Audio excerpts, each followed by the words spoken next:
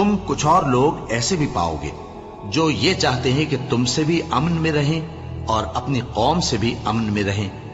لیکن جب فتنہ انگیزی کو بلائے جائیں تو اس میں اوندھے منہ گر پڑیں۔ تو ایسے لوگ اگر تم سے لڑنے سے کنارہ کشی نہ کریں اور نہ تمہاری طرف پیغام صلح بھیجیں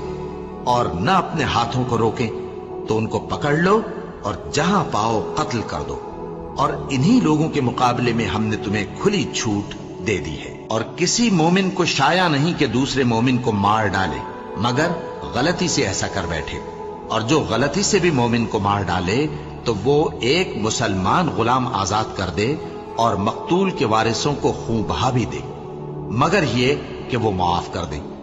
پھر اگر مقتول تمہارے دشمنوں کی جماعت میں سے ہو اور وہ خود مومن ہو تو صرف ایک مسلمان غلام آزاد کرنا چاہیے، اور اگر مقتول ایسے لوگوں میں سے ہو جن میں اور تم میں صلح کا عہد ہو تو وارثان مقتول کو خون بہا دینا اور ایک مسلمان غلام آزاد کرنا چاہیے، اور جس کو یہ میسر نہ ہو وہ متواتر 2 مہینے کے روزے رکھے۔ یہ کفارہ اللہ کی طرف سے قبول توبہ کے لیے ہے، اور اللہ سب کچھ جانتا ہے، بڑی حکمت والا ہے۔ تم کچھ جو شخص کسی مسلمان کو قصدن مار ڈالے گا تو اس کی سزا دوزخ ہے جس میں وہ ہمیشہ جلتا رہے گا، اور اللہ اس پر غضبناک ہوگا اور اس پر لعنت کرے گا، اور ایسے شخص کے لیے اس نے بڑا سخت عذاب تیار کر رکھا ہے۔ مومنو، جب تم اللہ کی راہ میں باہر نکلا کرو تو تحقیق سے کام لیا کرو، اور جو شخص تم کو سلام کرے اس سے یہ نہ کہو کہ تم مومن نہیں ہو،